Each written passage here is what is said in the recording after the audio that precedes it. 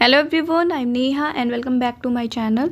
In this video, we will talk about MPC 006 topics. So previous video में हमने NPC normal probability curve होता क्या है या फिर नॉर्मल डिस्ट्रीब्यूशन होता क्या है, इसकी इम्पॉर्टेंस क्या है एंड एप्लीकेशन, ये हमने डिस्कस कर लिया था.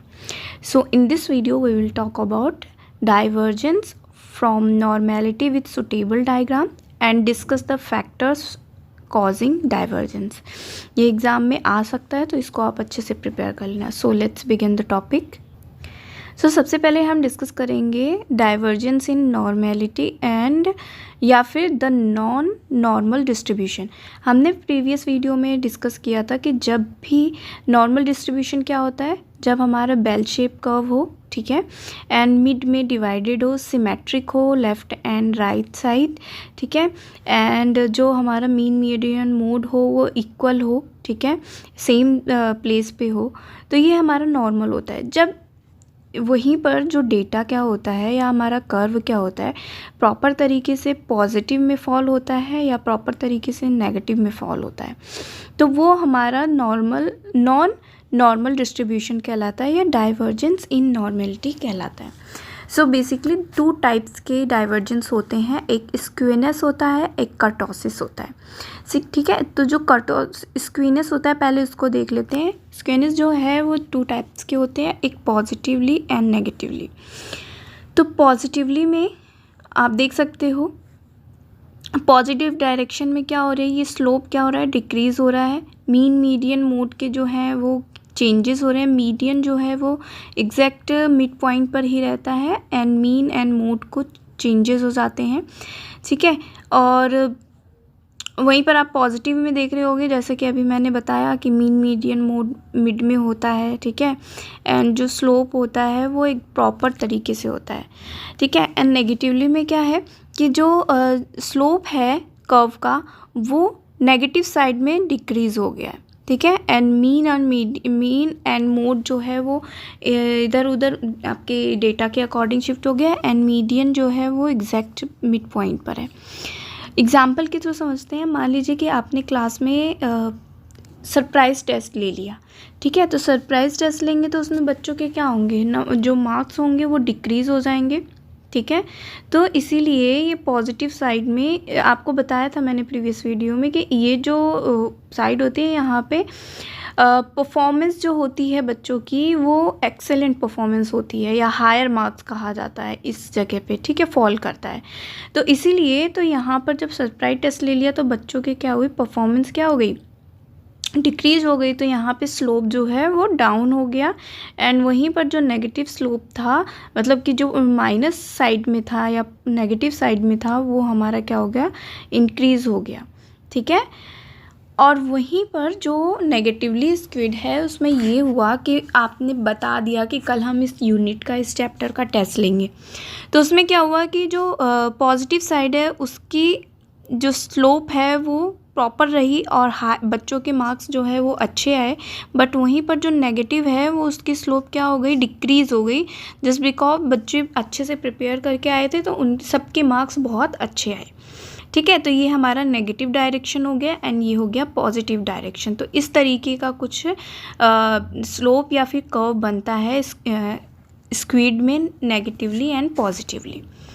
ओके, अब नेक्स्ट आते हैं कर्टोसिस. कर्टोसिस बेसिकली या तो बहुत ही हाई पीक लेवल की हमारा कर्व बनता है या तो फिर एकदम फ्लैट बनेगा, ठीक है, या तो फिर थोड़ा सा नॉर्मल 3 टाइप्स के कर्टोसिस होते हैं. तो लेप्टोकर्टोसिस, प्लैटिकर्टोसिस एंड मेसोकर्टोसिस. मेसोकर्टोसिस जो है ये नॉर्मल जो डिस्ट्रीब्यूशन होता है हमने प्रीवियस में वही होता है, ठीक है. तो हम इसी को देखते हैं. आप यहाँ पर डायग्राम देख सकते हो. तो जो पॉजिटिव या फिर लेप्टोकर्टोटिक है डिस्ट्रीब्यूशन है वो आप देख रहे होगे एकदम हाई पीक पे है ना. ये ब्लू वाली जो लाइन है आप देख रहे होगे हाई पीक पे है. बट वहीं पर जो मेसोकर्टोसिस है वो नॉर्मल है, नॉर्मल डिस्ट्रीब्यूशन जैसे नॉर्मल कर्व होता है वैसा है, ठीक है. एंड जो थर्ड है प्लैटिकर्टोसिस वो है एक बिल्कुल फ्लैट, ठीक है, इस तरीके से. तो वो हमारा प्लैटी या नेगेटिव डिस्ट्रीब्यूशन कर्टोसिस होता है. और वहीं पर जो पॉजिटिव कर्टोसिस होता है या फिर लेप्टोकर्टिक जो होता है वो होता है लेस देन 0.263। ठीक है, आप यहाँ देख सकते हो मेंशन किया हुआ है मैंने, तो इसको भी आप इसमें मेंशन करना जब डायग्राम बनाना अपने एग्ज़ाम में।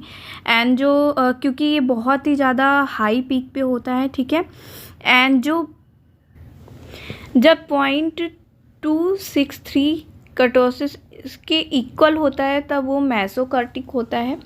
एंड जब वहीं पर ग्रेटर देन 0.263 होता है तो वो होता है हमारा प्लेटी कर्टोसिस डिस्ट्रीब्यूशन।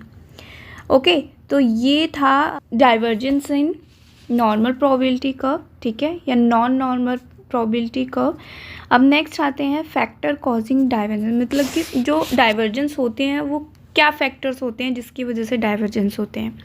सो सबसे पहला पॉइंट है सिलेक्शन ऑफ द सैंपल। तो सिलेक्शन ऑफ द सैंपल में स्क्वेयरनेस जब होती है तो क्यों होती है, उसमें क्या होता है कि जो सैंपल साइज़ होता है वो बहुत ही ज़्यादा स्मॉल होता है और जो सैंपल है वो बायस्ड होता है जिसकी वजह से स्क्वेयरनेस होती है। और जो कर्टोसिस होता है वो क्यों होता है, क्योंकि जो आपने स्कोर है आपका वो स्मॉल है एंड हेट्रोजीनियस ग्रुप होता है जो कि बहुत नैरो होता है जिसकी वजह से लेप्टोकर्टिक डिस्ट्रीब्यूशन होता है। ठीक है, बट वहीं पर जब आपका स्मॉल सैंपल होने के साथ साथ हाईली हेट्रोजीनियस ग्रुप हो जाता है तो वहाँ पे प्लेटीकर्टिक डिस्ट्रीब्यूशन होता है। नेक्स्ट है अनसुटेबल और पुअरली मेड टेस्ट। जो भी आप मेजरिंग टूल्स यूज़ कर रहे हैं वो अनएप्रोप्रिएट है, पुअरली मेड है, जो डिस्ट्रीब्यूशन हुआ है जिसकी वजह से असिमेट्री कर्व क्रिएट हो रहा है, ड्रॉ हो रहा है, तो दैट मीन्स कि स्क्विडनेस और कर्टोसिस होना जरूर हो सकता है। ठीक है, तो उसमें क्या होता है कि जब आपका बहुत ही ज़्यादा इजी होता है, जैसे ये आपका एक्सेस हो गया, तो आपका जो टेस्ट है बहुत ही इजी है, तो क्या होगा, इजी होगा तो जो बहुत ही ज़्यादा पॉजिटिव वे में क्या होगा, साइड में हायर लेवल पे चला जाएगा और नेगेटिव में फॉल हो जाएगा। ठीक है, तो ये नेगेटिव हो जाएगा, नेगेटिव स्क्विडनेस। एंड वहीं पर जब बहुत ही ज़्यादा हार्ड होगा टेस्ट तो उससे क्या होगा कि नेगेटिव साइड में क्या होगा, फॉल होगा और पॉजिटिव साइड में क्या होगा, डिक्रीज़ हो जाएगा जो स्लोप होगा। तो इसी तरीके से ये पॉजिटिव स्लोप हो जाएगा। ठीक है, स्क्विडनेस हो जाएगा, पॉजिटिव स्क्विडनेस एंड नेगेटिव स्क्विडनेस हो जाएगा। ओके, अब नेक्स्ट आते हैं the trait being measured in non normal.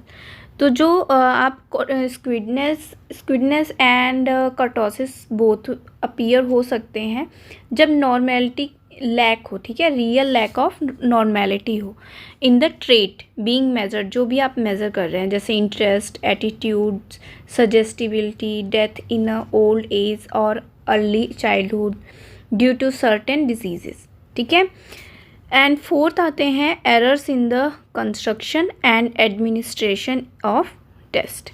तो जो स्टैंडर्डाइज्ड टेस्ट होते हैं, अगर वो नहीं है, आपका स्टैंडर्डाइज्ड टेस्ट नहीं है, अनस्टैंडर्डाइज्ड टेस्ट है with poor items analysis test, तो उसका कॉज होता है असिमेट्रिक डिस्ट्रीब्यूशन, ठीक है, ऑफ द स्कोर।